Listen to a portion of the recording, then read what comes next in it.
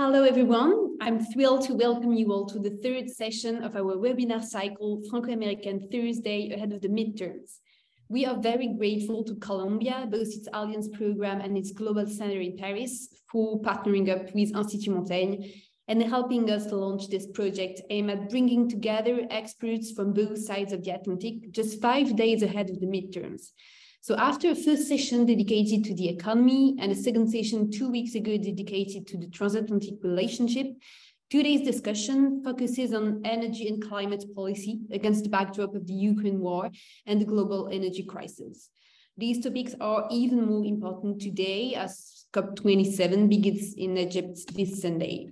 So to bring experts' eyes to this important topic, we are extremely honored to welcome this morning or afternoon, depending on where you are, our two panelists, Cécile Maisonneuve and Scott Barrett. Cécile is Senior Fellow for Cities, Territories and Sustainable Development here at Montaigne, and Scott is a Professor of Natural Resource Economics at Columbia. They will discuss recent developments in climate policy and how both countries deal with the climate crisis. So among other things, we would like to focus today on 4 main topics. First, measures taken on both sides of the Atlantic to deal with the climate crisis, including Biden's landmark Inflation Reduction Act, and on the French side, Macron's renewable energy bill, and France's decision to leave the Energy Charter Treaty. Second, the politics of climate change in the US, climate skeptics, Republican opposition, and how election results could impact US climate policy. Third, both countries' challenges in meeting clean energy goals and new electricity demands. And then to finish, how US and France could threaten the bilateral climate cooperation. So these elements set the scene for our conversation. And finally, we are also particularly interested in hearing about American sensitivities to climate issues versus those of the French. So I first gave the floor to Scott to embody this American view before passing it on to Cécile for us to hear from the French voice. And before we start, I would also like to remind everyone that you can directly ask questions using the chat function. It's really easy, and the more interactive the exchange, the more fruitful they will be. So thank you very much, and Scott, the floor is yours. Well, thank you very much. And thank you, everyone, for joining. I feel that I've been asked to do something I'm probably not very well equipped to do. I'm not someone who is, I'm based in the US, but I'm not someone who is, I don't have my ear to the, all the rumbles of politics in the US. I'm an academic. I'm a bit removed from that. And I'm more of an observer of the global picture, I would say, than just the US. But the US is clearly an important player in this. And let me do my best to try to put all this into a kind of perspective. This Inflation Reduction Act, notice right away, by the way, the words climate don't appear in the title of the bill. And the bill is actually about a lot of things, keeping drug prices low and corporate taxation. So a variety of things. And climate is just one of them. And even the component that is about climate is also about some other things, as I'll explain. But nonetheless, this is a major bill. The money dedicated to addressing issues related to climate, $369 billion. So it's a lot of money. And it's a little bit of a miracle that the US has done anything. So I think that's all very positive. The approach that is taken here is the opposite of what we've been proposing and pushing for a very long time. So the push has been for focusing on sticks, to use that term. For example, carbon pricing, carbon taxes, tradable emission permits, that kind of thing. But focusing on penalizing basically emissions. Whereas the focus of the Inflation Reduction Act is the opposite. It's about subsidizing in different areas like renewable energy to promote those areas. So we're really approaching it from the other side. And I think there are important lessons there for those of us who are interested in policy about why the first approach failed and why this one succeeded. But when I say succeeded, I think it remains to be seen just how much it will truly succeed. A bill has been passed, but will it really make a big difference? There are some studies that have been done on the impact of the bill on US emissions. One of these by a pretty well-known a group of consulting researchers called the Rodian Group. They estimated that with the bill, US emissions from 2005 to 2030 will fall 31 to 44%, which sounds great. By the way, that's the number you tend to hear. But even without the bill, they predict that US emissions would be 24 to 35% lower in 2030. So if you look at the increment, the extra amount, it's 7 to 9%. 7 to 9. So relatively modest, actually, I would say. It's not transformative. There's another group, of course, different models, different analysts will come up with different numbers. The more optimistic group from Princeton thinks that emissions, because of this act, will be 42% below the 2005 level by 2030, and that they would have been 27% below. So this group, Princeton, thinks the reductions will be 15%. We have no idea, by the way, where it's going to be, because there's nothing in this bill that controls emissions directly at all. They're just promoting technologies that will help to reduce emissions. So a lot depends on estimating how quickly and the impacts that these tax credits, subsidies, and so on will have on behavior.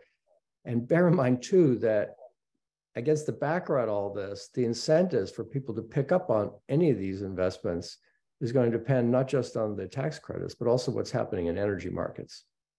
And that's not being controlled by this. So if energy prices, fossil fuel prices fall, then some of these investments will have a very different impact than if fossil fuel prices are high.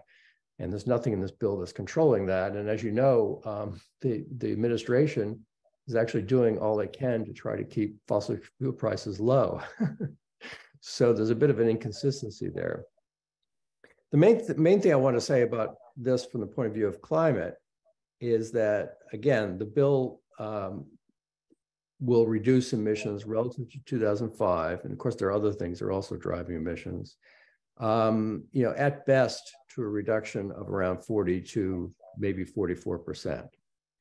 And just bear in mind that the US, under the Paris Agreement, has pledged a goal of 50%. Okay, so I don't see this as putting us on target for that.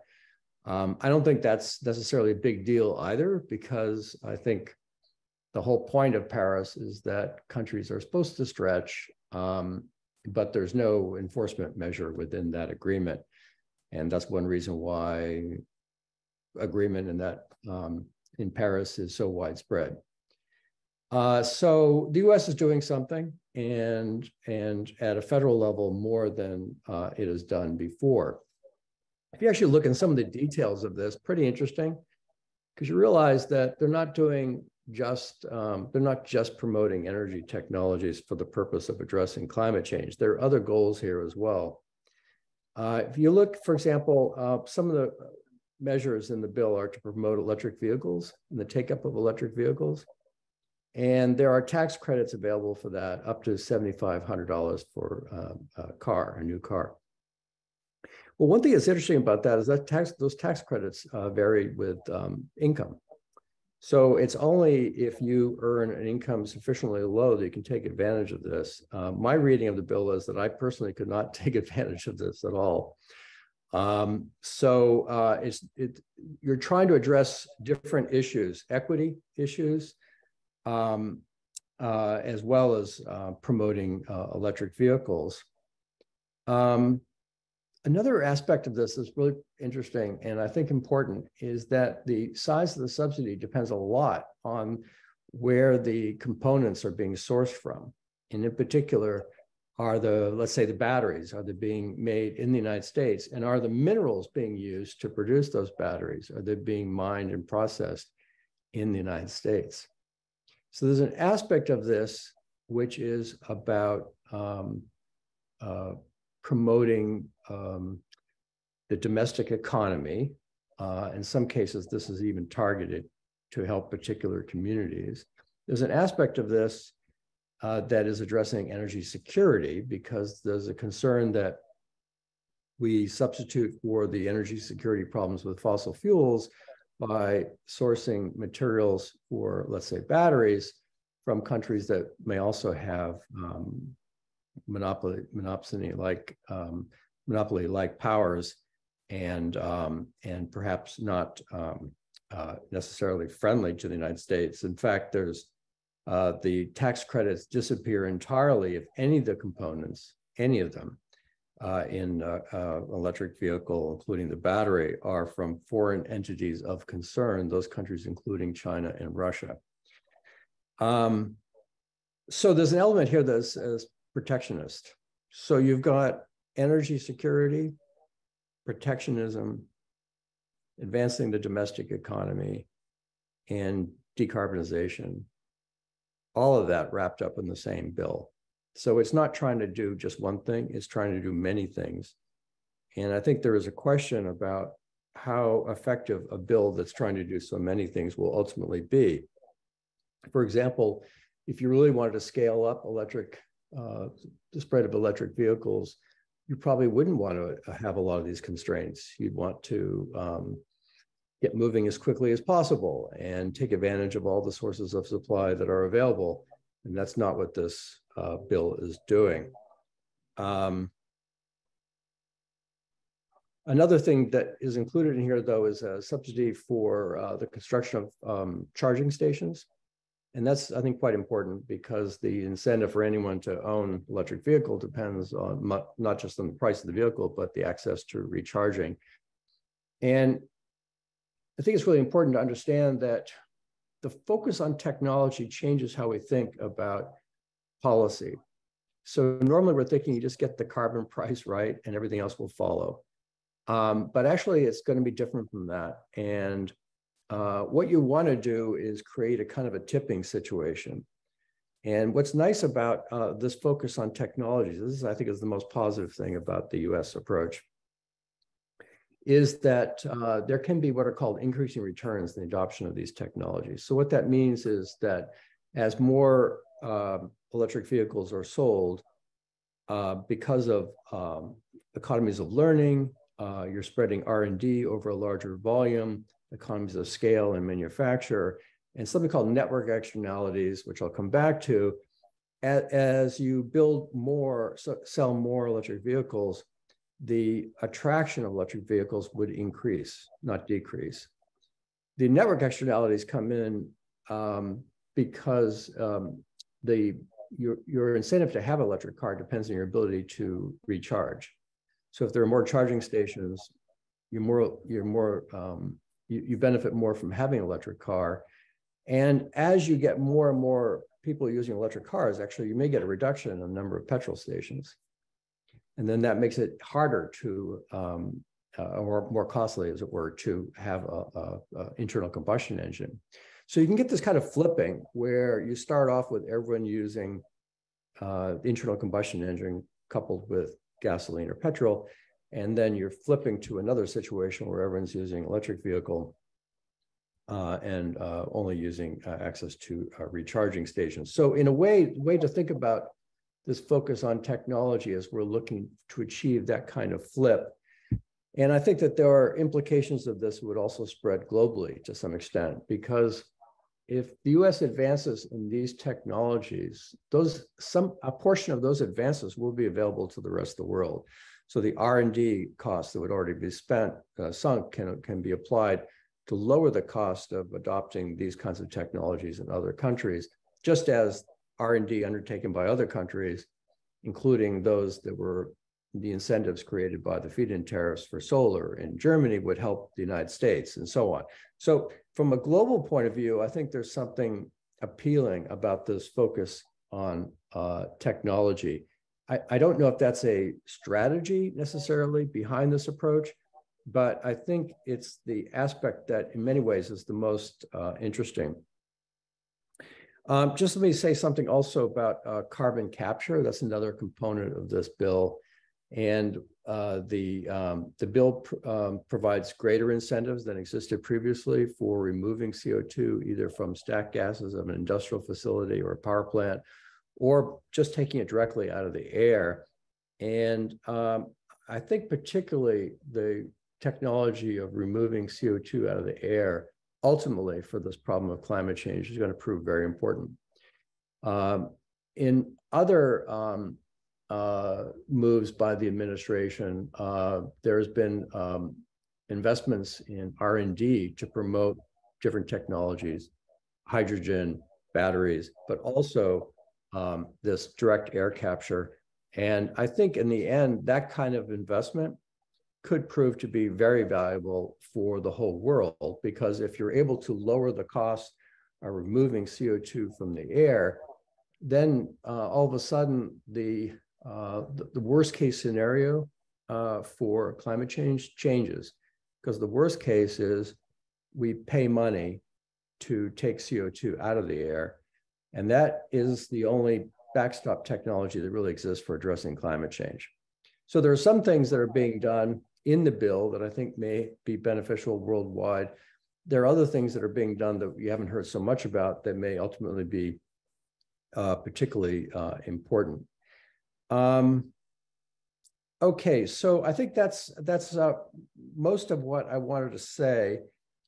We don't know with the upcoming elections what's going to happen. I don't think there's much of a risk of a reversal of this policy. It has been enacted, it will be enacted in law, but I think it remains to be seen just how big an impact this will have. There are a number of issues that will block it as it is implemented. Siting issues, planning approvals for building a power grid and connecting different states. And so there's a lot of, it's not so much command from the top down. There's a lot that has to happen at lower levels of government. And these conditions I mentioned on sourcing and so on will also slow the process down to some extent.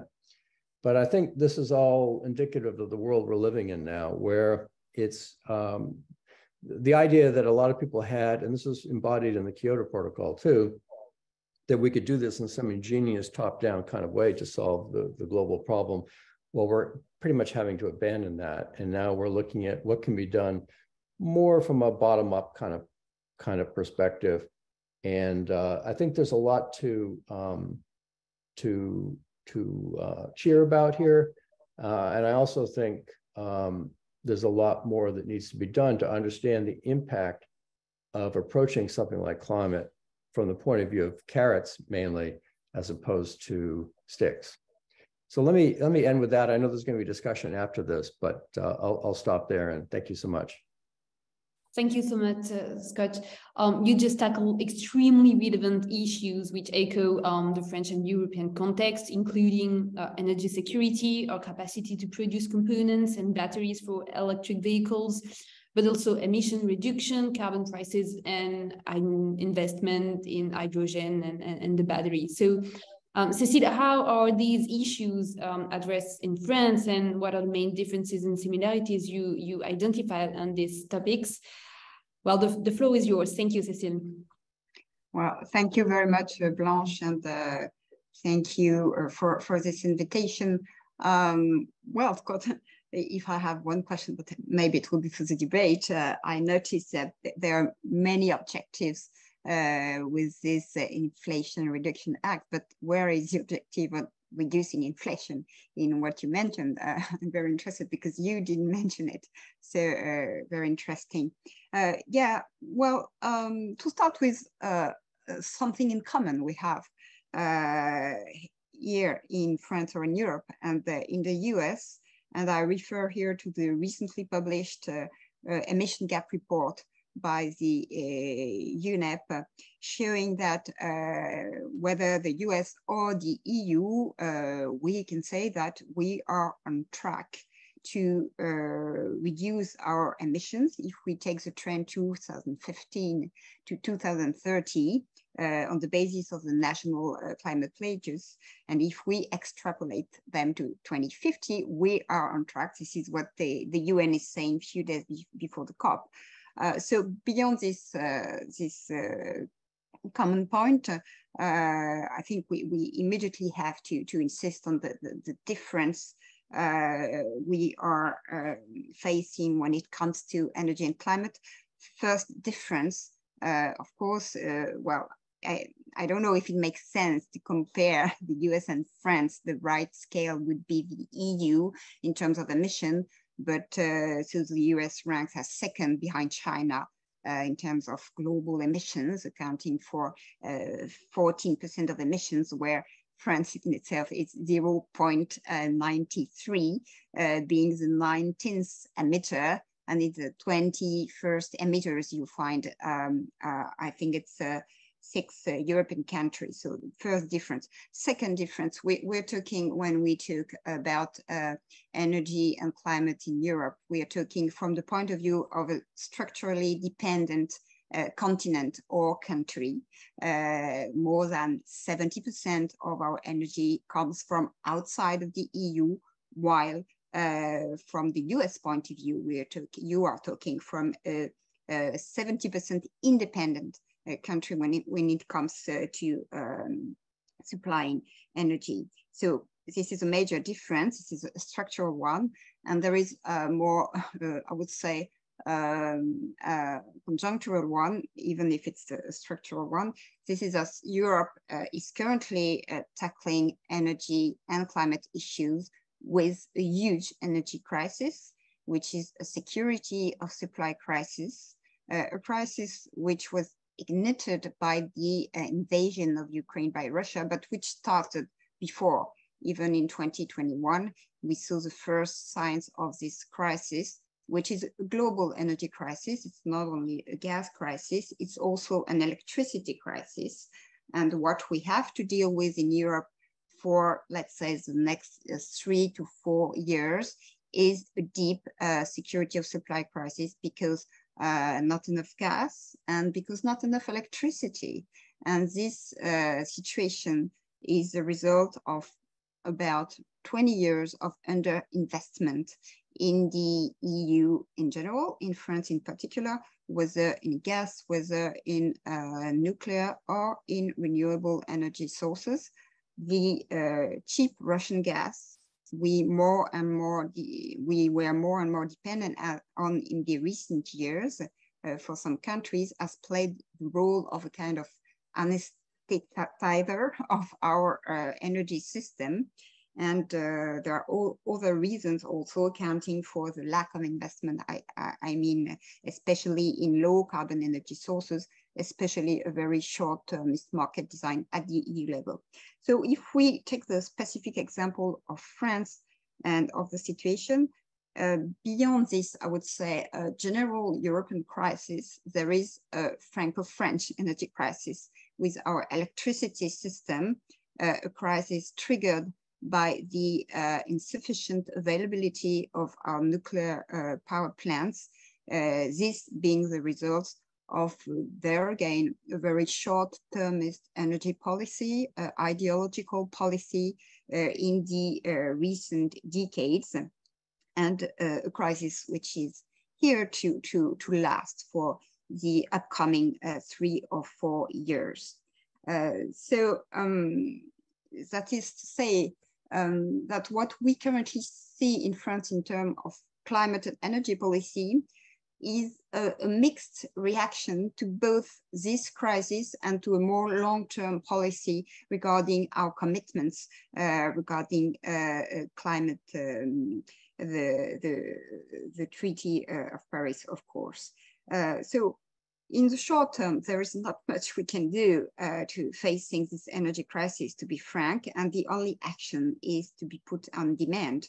And this is what France has launched as the policy. But there, it's a very ambiguous policy, because the government has given up since the Yellow Jacket crisis any idea to let's play the price signal to send the right signals to the consumers. And on the opposite, the government is heavily subsidizing energy consumption, even, I must say, fossil fuel consumption. So you may have noticed, you saw the figure, I think it was published 2 or 3 days ago, that the subsidies to fossil fuel around the world in 2022 will face a record which has never been seen up to now. And this is a reality in Europe. The different European policy to support households or industry since 1 year accounts for more than 600 billion euros. And this is without the German plans of 200 billion euros. And basically those hundreds of billions of euros are subsidizing fossil fuels. So it's rather the equivalent of the amount of money we've been mobilized after COVID crisis, 750 billion package for the recovery, which was targeting energy transition. So we are at this moment subsidizing fossil fuels. So this is in this situation that the French government, but I mean, every European government is currently struggling with a very difficult line to hold between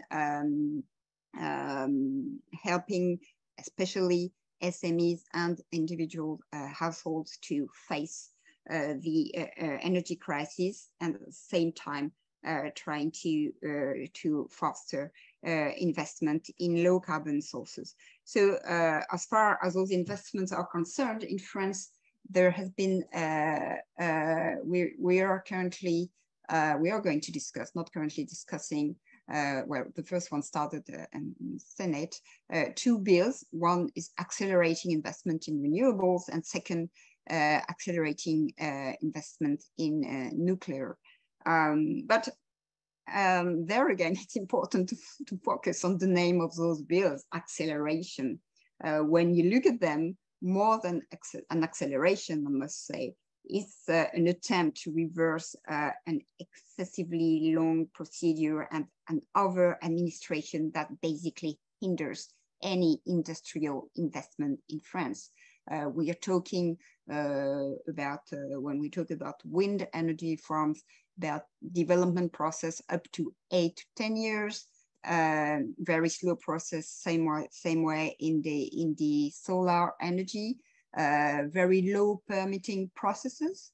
And when it comes to nuclear, even the same, just to mention that even if the legislative process goes smoothly, which is not a given, considering the relative majority the government is enjoying in the National Assembly, if this process goes smoothly, it means that for a bill to be presented in the Parliament early next year, we have the first shovel in the ground in 2027.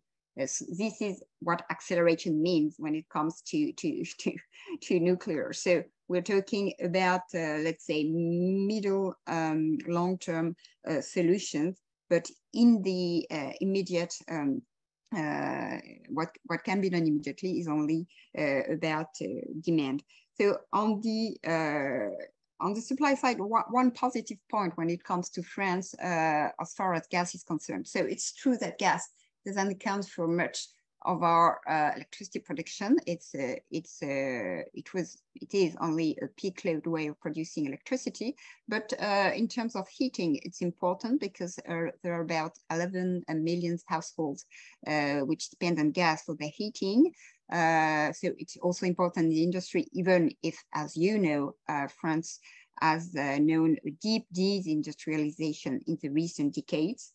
But in the recent time, I must say that the diversification policy of France when it comes to gas supply has been rather successful, and half of its gas, roughly half of this gas supply comes from LNG, hence a situation which is better than in France than in other countries. So just to have this positive note. So on the beyond those, I would say, purely national measures, what's interesting currently in the European debate between France and its partners. First, the debate over the Energy Charter Treaty you mentioned, Blanche. So France, as other European countries, decided to withdraw from the treaty. So we all know this is not, I would say, the answer to all the problems raised by this treaty because of this sunset clause, which enable any company to sue any government for the next 20 years. But it's an important signal, also a political signal, to accelerate the negotiation on this Energy Charter Treaty. And by the way, this treaty, which also has to do with, let's say, reversal policies on renewables. It's not only about fossil fuels that we are talking when we're talking about the Energy Charter Treaty. Another interesting point of debate in the EU, especially between France and Germany, and I was very interested in what you said, Scott, analyzing this Inflation Reduction Act as kind of protectionism action from the US government. And this is currently the debate between France and Germany. If you look at back to 5 years ago, the Emmanuel Macron speech at La Sorbonne about Europe, basically the roots for a more protectionist Europe was in this speech.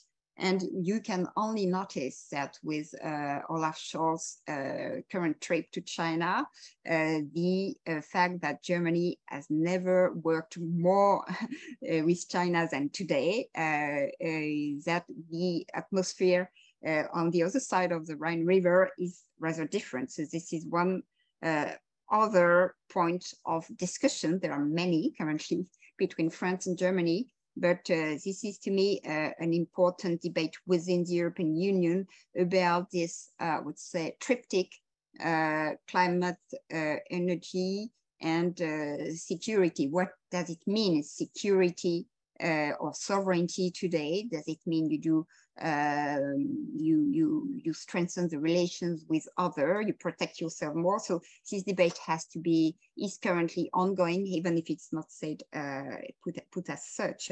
And last point on what you mentioned, Scott, about the raw material aspect, because now I think all the governments have understood that this transition was about transitioning from a fossil fuel world to a very metal intense world. And so in the European Commission, Thierry Breton has always been very, very active and vocal on this. So in her speech on the State of the Union, Ursula von der Leyen announced a Raw Material Act at the EU level last September. And in France, this point is currently being dealt with. So it's less vocal than the two bills I was mentioning. But first, we see a mobilization from the Ministry of Defense, which is not the least concerned by this raw material sovereignty problems. And second, the General Secretariat for Investment for the Future has just launched, a bid for creating an investment fund on the raw material. And last point, 2 weeks ago was announced we're coming back to mining in France, which was abandoned in the last, I think, uranium mine was closed in the early 2000s, and now is announced a lithium mine. So if it works, it would be a really, really, really surprise. And I must say that skepticism is high on the possibility for those kind of industrial projects to take shape when you see that even low carbon ones, such as windmills or solar fields, are facing huge NIMBY problems. So I will end with this, but so many things to discuss with you, Scott. Thank you. Thank you very much, Cécile, for this very complete overview. So maybe going back to the US, Scott, Cécile just mentioned the huge problem we are actually facing in France with our nuclear power plants. I know nuclear is also very important in the American mix. So are the American nuclear reactors facing the same difficulties? And what is the place of nuclear power in the American energy debate? Is there any plans to launch new reactors in the US, as it could be the case in France? I think this could be a very interesting point to begin our debate. Oh gosh, you know, this is Cécile was brilliant, by the way, and I want to maybe say a few things about just in response, including things that I forgot to mention that I should have mentioned, but I thought that was really brilliant. And the nuclear question is a good one for a variety of reasons. On the inflation reduction part, the bill is expected to reduce electricity prices through these subsidies. And another part of the bill was about reducing drugs prices. So there are different things in the bill collectively that would have an effect on reducing inflation. But I think everyone feels inflation is a common enemy. So that's where the title comes from. And the bill is a hodgepodge. It reflects, you know, politics, you know, in its in reality, not so much top down, but rather, you know, what do you vote buying, basically, what do you need to do to get votes? One part of that, by the way, Cécile was talking about the fossil fuel subsidies. To get that vote passed, you probably know that there's one senator in particular whose vote was needed. So it comes down to that one person. And what do we have to do to buy that person's vote?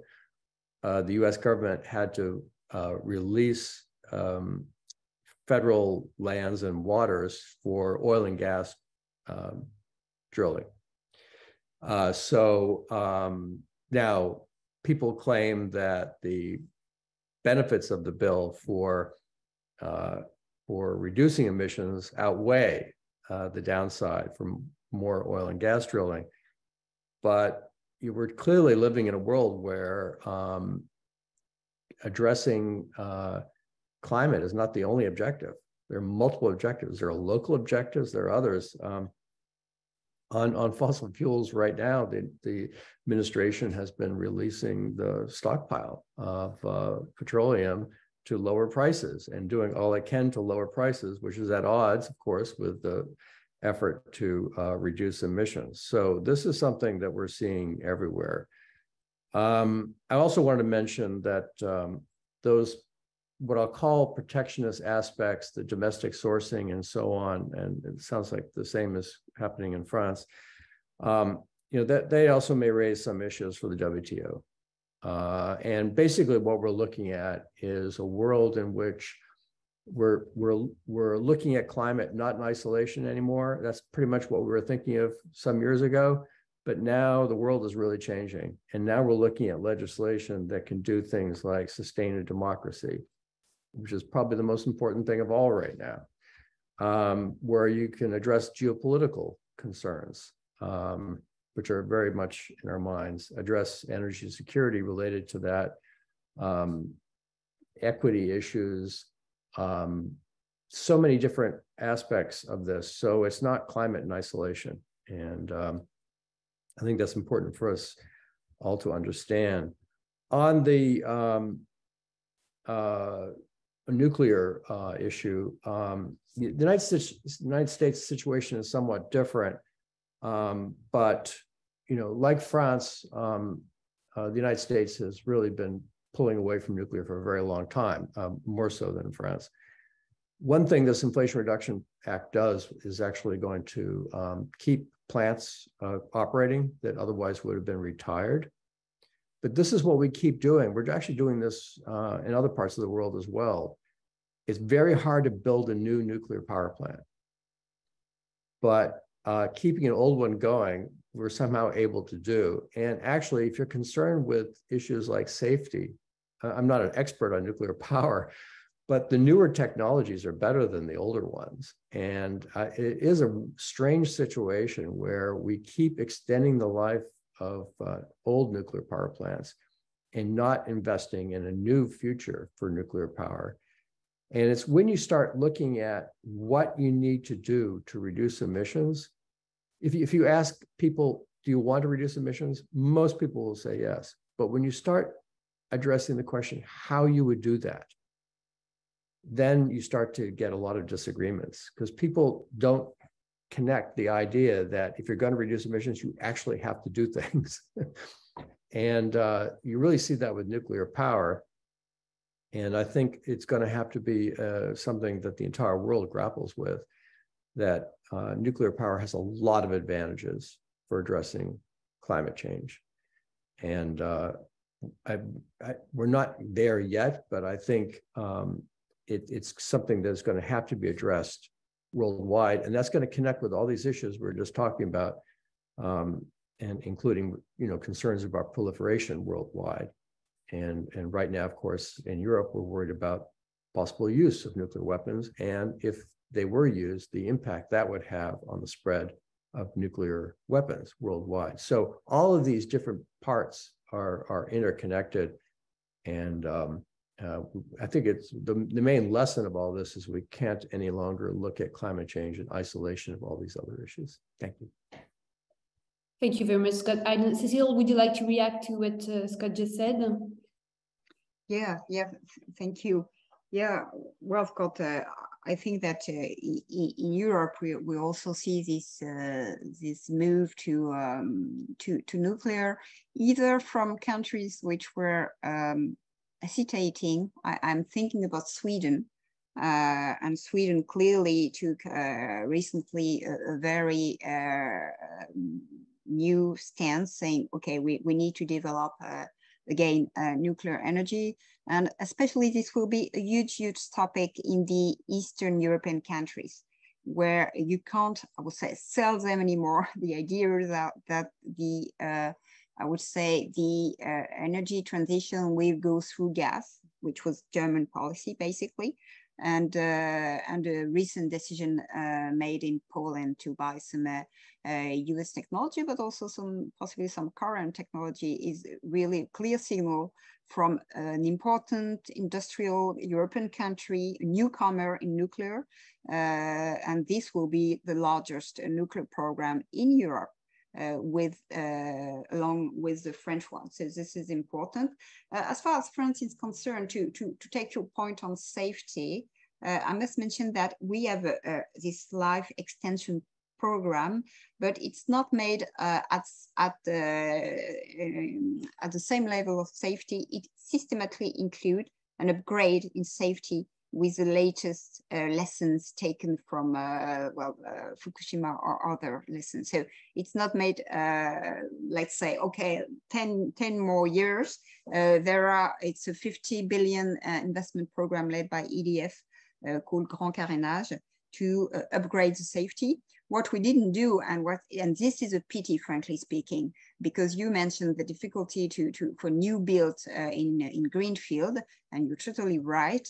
What we didn't do, and what is actually done in the US or in Canada, is that to make not only life extension with upgrade in safety, but also power upgrades.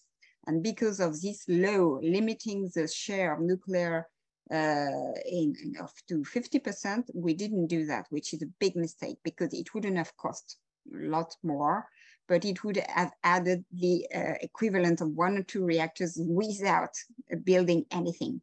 So this is a missed opportunity, but actually there have been a lot of missed opportunities in nuclear energy policy in France in the recent years. And now, as you say, we see the reverse.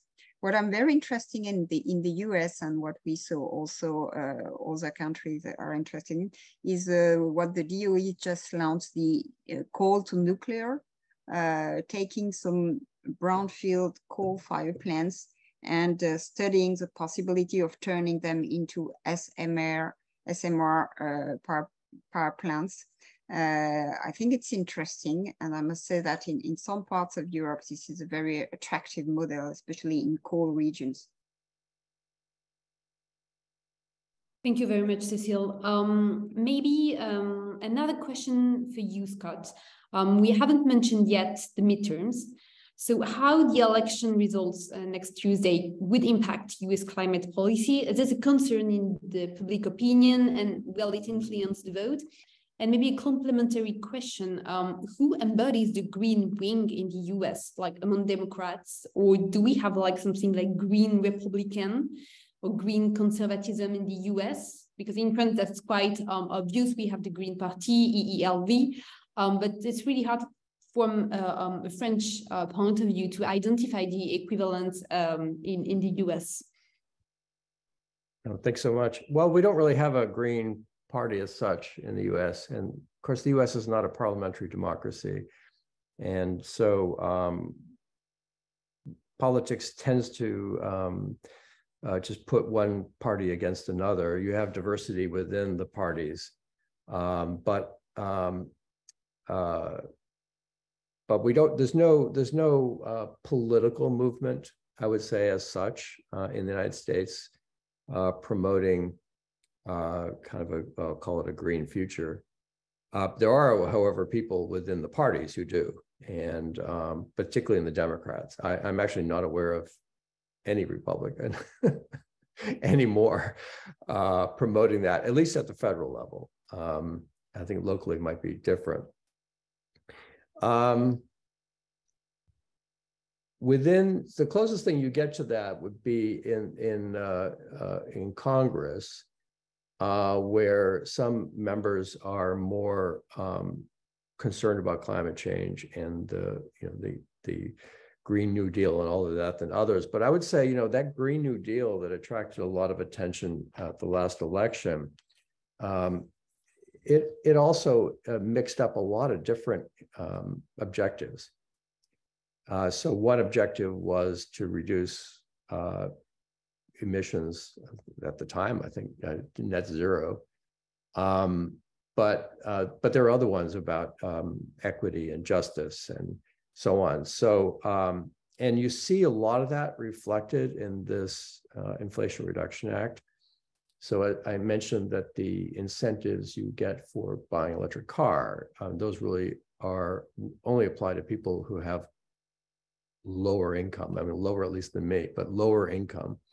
I'm not saying very low, but somewhat low. A lot of the other measures there to promote renewable energy vary with whether you're paying workers in those areas a wage that at least is no lower than is available elsewhere for that kind of work in that region. And the incentives basically to even do things like the direct air capture really increase a lot the more you're addressing these issues of, I would say, local economy and training. So there are special provisions there for apprenticeships, for example. So I think that the logic of this is partly that in moving to this greener, so-called greener future, we're also going to be addressing some of these other issues. I think some of that is a reaction to the failure of previous efforts politically because of local opposition. And, it's kind of the other side to the need to have oil and gas leasing through the Inflation Reduction Act. We need to get that vote. Well, we also need to buy in communities. To some extent politically, I think you've got entrenched interests of wanting to hold on to what they've got, particularly in, say, the fossil fuels. And you've got to counteract that with an increase in interest by others. And just as the fossil fuels are concentrated, you got to kind of somehow find where you can invest, in a sense, for political capital in industries that will be concentrated, that will offset, counteract. One thing I found, one piece of research I'll just mention that I found really interesting as we think through the politics of this. It was done by Kyle Meng, who's a graduate of our PhD program at Columbia, Sustainable Development, and Ashwin Road. And they looked at the prospects for the previous big climate bill in the United States to pass. So those prospects were based on bets that were being made on the likelihood of the bill passing in so-called betting markets. So it's kind of like a market measure for the probability of a bill passing. Quite clever that they did this. And they looked at how those probabilities in the betting markets changed with the extent of lobbying money. And they had lobbying money both from the entrenched interests, called them fossil fuels, and by the industries that would benefit from that bill, for example, electric vehicles and solar and wind and so on. And what they found was actually, so that bill never did pass. But what they found was that the renewable energy side, as it were, they spent more money on lobbying. I found that kind of surprising. They spent more money than the fossil fuel side. But the fossil fuel money was somehow more effective in lobbying. Anyway, I think what it's pointing to is that if you could only get that balance right between those different interests, then things can tip. And clearly they did that in this Inflation Reduction Act. So actually, politically, we've learned something. The problem is, of course, that you also pay a price, because to please all those interests, you're not, it's not a pure climate bill anymore. It's a hodgepodge. It's a political compromise. And I think that makes it more difficult to know the impact it's going to have. But that's the world we're in right now. And I think that this situation, somewhat unique in some ways in the United States, but I think it'll play out in other countries too. Thank you very much, Scott. That's absolutely fascinating. We actually have one question from the chat, so I'm reading it. Considering that the US OPEC countries' relation has a huge impact on global prices and therefore in Europe, especially in the actual context, do you reckon that the midterms outcome could impact or worsen this relation, which has already been seriously damaged in the past few years, for example, with Saudi Arabia? Who want to answer this? Just a comment on the recent OPEC meeting and the very interesting bilateral relations between Saudi Arabia and the US. Seen from Europe, it's interesting because we have the feeling that the former oil swing producer is talking to the new swing producer, which is the US. And from that point of view, you were mentioning, Scott, that the success of the Inflation Reduction Act will depend on the price of fossil fuels. And I guess the answers recently made by the Saudis can only make you optimistic, because they say that they would take care that the price of the oil barrel would not be too low. So from that point of view, I guess the Saudis is helping the IRA to succeed. From another point of view, I'm not sure that this is a promise of very, I would say, smooth relations when it comes to the relation between the new energy world and the old energy world. But what is interesting is that the US is in both of this world. And this will be interesting to see that. Another comment on regarding OPEC, you may have seen that Indonesia is proposing a cartel for nickel, and maybe we will see some raw material cartel developing here and there, and we will not only have to deal with the oil cartel. That was my comment, and interested to hear you on this. Maybe I just add just briefly.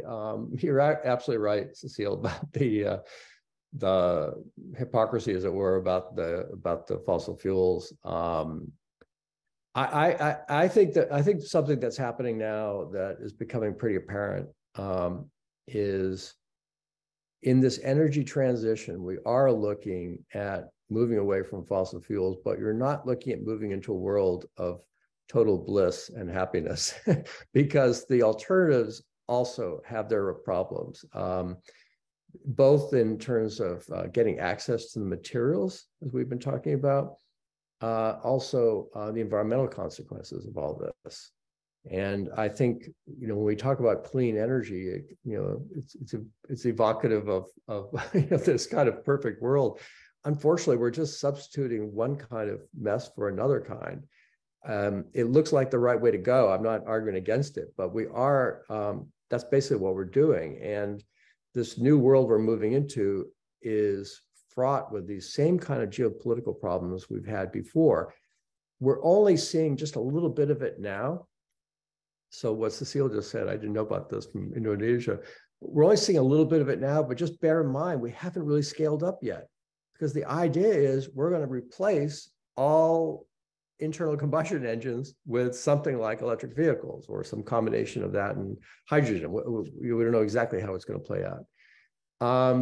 And that other world is not going to be a perfect world. You're going to just be kind of realigning things and shifting things around, but we're still going to be left with a lot of big issues about energy security, about competitiveness, about basic geopolitics.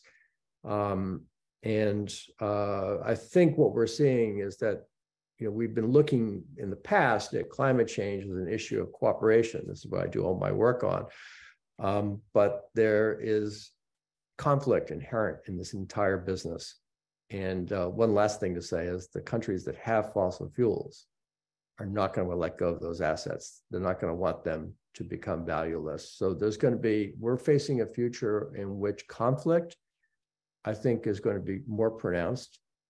And in fact, the more successful we are at driving policy to address climate change, in a way, we're just going to be creating these opportunities for conflict to emerge right in its wake.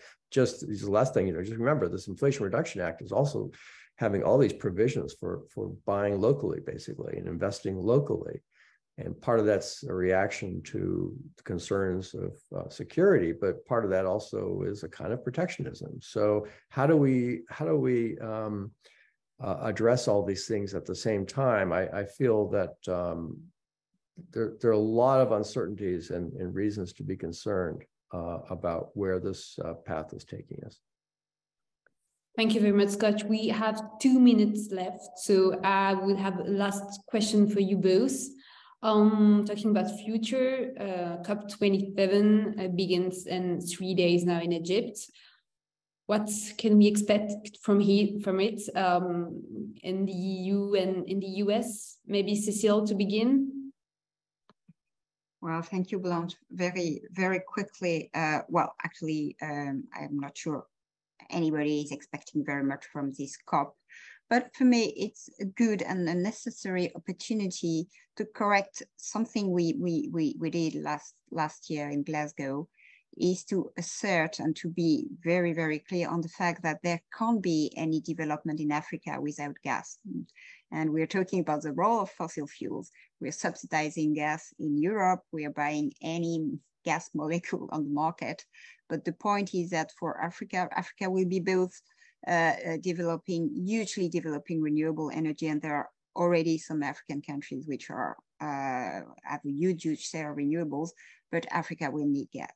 And I'm afraid that international bank development and those kind of institutions have to support this policy.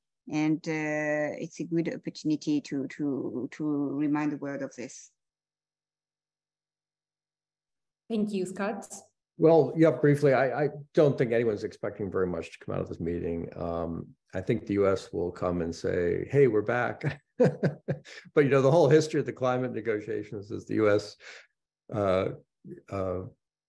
saying good things and then walking away and then pulling out and then coming back. And so it's up and down. And I think there's just going to be more of that, particularly since, this will come after the midterm elections. And so I think I think that this next meeting will not be as upbeat as previous ones for all these different reasons.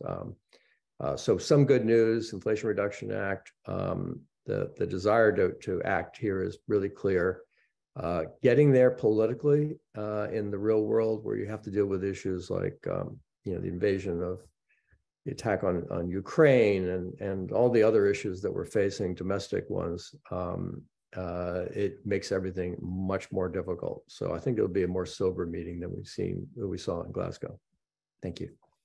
Thank you so much. So on this quite pessimistic note, I would like to thank you so much, Cécile and Scott and the Columbia team, for your participation in this fascinating discussion today. So we'll see you all next week for our last webinar session on November 10th to decipher the results of the midterms election.